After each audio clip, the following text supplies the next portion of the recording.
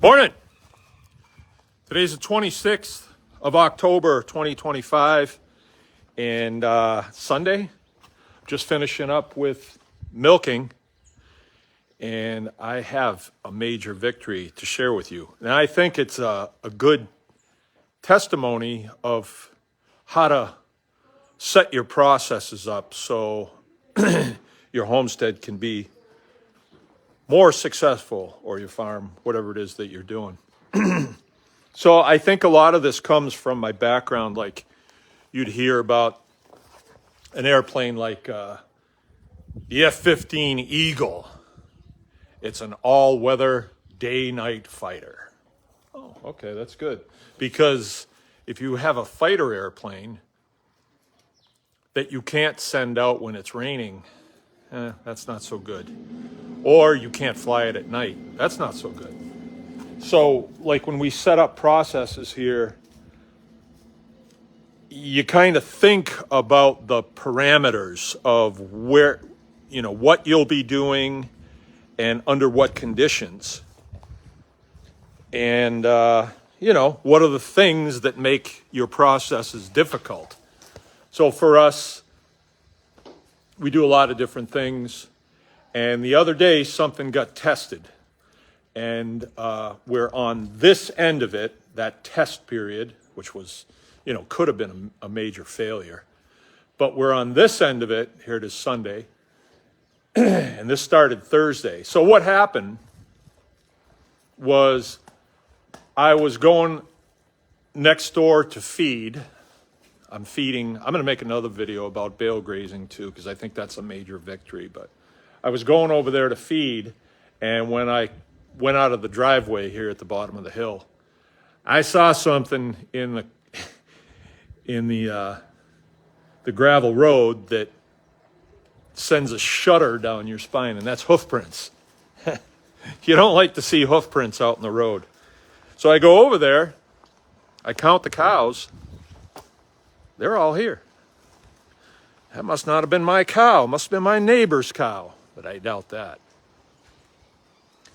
So it sends kind of a wave through your psyche, because when you have animals that you're at their mercy, like a cow gets out in the road and somebody hits it. I live on a rural road, but they drive pretty fast on this road. If somebody hits a cow, we got problems. Somebody's got problems, I might be out a cow, I might be an insurance claim, who knows? It's never happened to me because I try to keep my animals in. I try hard to do that. So anyway, the next day, which was Thursday, sure enough, there he was, wandering around. Not, he wasn't feeling like he was doing anything wrong. He was just looking for green grass, that's all. And we knew who it was. It's Laddie. He's been here. This would have been his third year if he made it. But he didn't. So when that happens, when you have a steer or a cow, it's unlikely in cows. But steers, meaning the offspring of my milk cows that are born male, we castrate them, and that's the process called steering. We're steering that animal. We're making them into a steer. So that's a castrated male. And then we separate them from the milk cows. We put them over on this side of the farm, and then they spend their days eating grass and getting big. And we keep them around for 2.5 to 3 years, and they're just cruising. Now, every single one of them at this point is a bottle baby, meaning we take the baby, one of my cows has a calf. We take it immediately, right?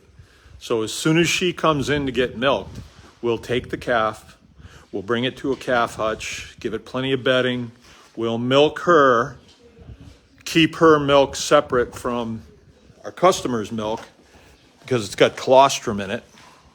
It's real yellow, and it's got a bunch of stuff in it that newborn calf really needs. And we'll we'll meter that out to the calf over, a week in bottles. So the calf never really bonds to the mother.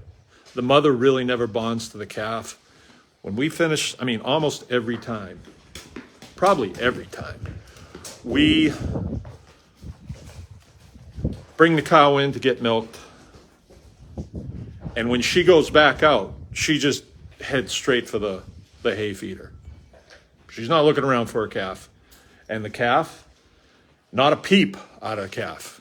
The calf is just bedded down, laying there, waits till, maybe 6 or 8 hours after that. And then we give it a bottle, and then all of a sudden the calf becomes our best friend. Sees us coming with a bottle, and the tail starts going and dancing around, making noise and everything. So that's how we do it. So all of the steers that are out there were bottle babies. So they're friendly with us. And they like us. When they see me coming, they'll walk over to me. They want their ears scratched. And there's like 10 of them. But Laddie has always been a jumper, right? So Laddie was one of my cows, Ruby's calf, and we had her artificially inseminated 3 years ago, and he was half Angus, half Jersey. And, he's been around, but he's always wanted to see what's on the other side of the fence. He's always done that. So we knew right away who it was. But this new fencing complex that we have over here, we hadn't had anything like that happen. And I made it a little differently. I improved it a little bit. And so I didn't think it would happen, but it did. It did. So normally that's a really bad thing, because what do? You've got an animal that can get out whenever it feels like and do whatever it wants. And they usually do it really early in the morning. At night, they like to be with their buds, so it doesn't happen. But really early in the morning, and you come out and you see fresh tracks. And, they can do a lot of damage. They get in the garden, or, like I said, if somebody hits them. So the normal course of action when that happens is, okay, well, we got to get him in to be processed, because we can't have that, because if the other steers see that behavior, they'll say, oh, I want to come too. And then you'll have a whole bunch of them that are getting out. And once they start getting out, it can be a chore to keep them in. So I didn't want that to happen. So Thursday, it was like, okay, we've been down this road before, so we know what's going to happen here. This is going to continue until something bad happens. A car gets wrecked or something else. They can do all kinds of things. They can get in buildings. They can get in in shops. They can do all kinds of things. They have plenty of time to cruise around, and you know where they were because you see their tracks and usually a big pile of manure. So we didn't want that. We did not want that, and it was just a burden that popped up Wednesday, and then by Thursday it was like, hey, we gotta do something. So what are our options here? Well, we could call up a butcher, a local butcher, and say, when can we get them in? And they'd say, like, December? Like, that's not going to work. And then if we did, now we got to get them in a trailer. And they've never been in trailers, so that can be a problem. You need even more facility to be able to force them in a trailer. And we don't have that. Don't want it. Don't have it because we don't need it. So what we did was we had a powwow Thursday morning, and I said, let's look at the weather, what the weather's going to be. The weather was going to be 45 during the day and low 30s at night. That's good because we can't kill a beef, hang it up if there's flies. You can't do that. So the seasons have to line up. The weather has to line up with what we're going to do. And the weather looked good. No flies. There's no flies today. There will be like in the house where the wood stove's going, but there's none out here. So it was a pretty short supply chain. And I keep hearing this, supply chain, which is, it interests me to hear that, supply chain. And I think, well, how does that relate to what we're doing? And so this is how it went. Thursday, when we were done milking, I got on the trusty John Deere tractor here, just this little 50 horsepower tractor, with my trusty M1 carbine, 30 carbine, because it was handy. 22 works too, but I like to have something a little heavier for a bigger animal. And drove over there. When they saw me coming, they were like, hey, maybe he's bringing us something. And so I pulled the tractor in, sat there for a minute. Actually, a friend called and was telling me that her cow just calved and she was all happy and everything about it. And so I talked with her for a minute and I said, yeah, okay, good. I got something I got to do. I didn't even get off the tractor. All I did was pull the M1, chamber around. He was right there, 6 feet from me, sitting on the tractor. Kabang, boom, he's down. Then I had a chain with me, so I chained him to the back of the tractor by his back feet. Took a knife and did the bleed, which is similar to what we do with pigs. We have a place where we can get a knife blade in and they bleed out completely. And that's really what kills them. The gunshot kind of stuns them. Eventually they die from it. And we've been doing this a long time, so we kind of know what's going to happen. I chained him up, drove back over here, and this is kind of a work center. So there's the rail that we built a couple of years ago. And that's all that's left of Laddie, his back legs. And they could hang here for another week if we wanted to. But this area is going to be chicken processing on Tuesday. So we have enough breathing room today, have the rest of the day today and sometime tomorrow to get that processed and put in vac seal and get it in the freezer so it's stable, Comes one of the workers now. I know that worker. So that's how it worked. It was a real quick process. I dragged him over here. Jim hoisted him up on that power winch and then got him skun, washed out, and that was it. That was it. And we did not do anything else until yesterday.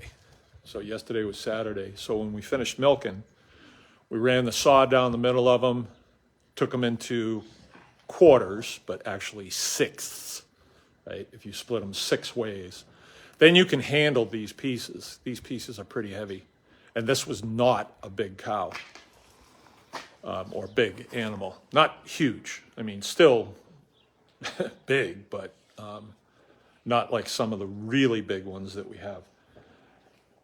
And at this point, the only thing that really is left, and that's getting ready to get fixed. You see this contraption right here. It's an engine, cherry picker, engine stand type thing. And we modified it with a hook.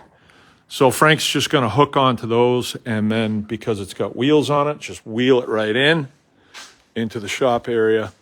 And we're working in here pretty feverishly right now to get everything broke down and all the bones sawed up and everything. It should be done by close of business today. Normally Sunday is not a day when we have business going, but we're going to take it easy tomorrow, I guess, instead of being up against the clock. What's left when we're done? There is a pile of bones sitting on the table right there. Every one of those will be sawed into pieces. Talk about short supply chain. This is one of the guardian dogs, Oscar. He's the new guy. He's finishing off the head. The head was the first thing that we used. I skun it down anyway, far enough, and took the cheeks off and the tongue. And then there's some other muscles in there that you can take off. And the first night, that's what we ate. So I guess the moral of the story, when you play this whole thing out, is under adverse conditions, we had a beef that had to be processed.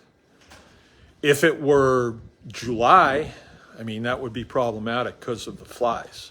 But we still can do it. We can still do it. What we usually do is we'll put a fan right on the floor here of the kill floor. And then once he's opened up and cooled with cold water, you can't cool him completely, but we'll put a fan underneath and let that fan blow straight up through him, and the flies can't stop on him. So it can be done. I don't like to do that because then you're cutting warm meat, and that's problematic. It's just not as good. This stuff is cooled off. It's cool to the touch, and it's good because it ages it a little bit. Now the back straps, or I call them the saddle, it's about where a saddle would go. That's where all the really expensive cuts come off of. And we separate that, bone in, clean it, put a tag on it, and it goes in the cooler. And it'll sit in there for 10 or 15 days until, the time is right. And it's nice and tenderized. And then we'll run that through the bandsaw and cut that into steaks. That's expensive stuff, and it's really good stuff. And usually that sits in the freezer because people opt for hamburger instead, which I get, but the hamburgers are so good. I had 2 of them last night after a long day, and hamburgers and Jerusalem artichokes for dinner. Ooh, so good. But anyway, it's a tough situation, but it came out good, really good. So now we have beef in the freezer, which was a little problematic because we like eating beef. And we were out. We sold out everything that we had from last year. Now we got beef in the freezer. We were able to work in between the hot periods and the cold periods, and it worked out really good. Now we have everyone in. And a milk customer here. Everyone in here working. Well, they appear to be on break right now, but this is the shop. Everything was moved in, and they're just going to work on it on those tables. We will have the grinder going here shortly, and then grind up all the beef. This is the end. This is bones. Ooh, there's a fly right there. Look at that. Right there. I said there's no flies. But this time of the year, the flies aren't real quick about laying eggs. In the summertime, oh boy, they're quick. So you wouldn't want that. This is all been stripped off. This is a front shoulder. And so now it'll just get sawed into pieces. And like this neck bone will get sawed in pieces, and it will go in a big pot with a little bit of water and just really low heat for quite a long time until we have some pretty good bone broth that we've made out of it. So major victory. Everybody's just kind of cruising along, doing their stuff. We got some of our other children that are also out of beef that are going to come by today, and we'll help you grind. That's fine. And then we'll have a campfire and dinner and stuff. So it turned out to be a really good thing, because now we have a problem that's behind us that used to terrorize us. It really did. It terrorized you, because let's say a local butcher says, yeah, I can get them in a month or even 2 weeks. So within that 2 week period, you have a cow that's getting out whenever they want. And this doesn't seem to be anything that you can do. You know, they don't listen to you. You can scare them, you can do whatever you want. But if they want to get out and get green grass, they're going to do it. This time of the year, it's pretty typical because we're at the end of grazing. There's not a lot of green. I mean, it's green, but there's just not a lot out there. They have to move kind of quick. So I got them on hay now.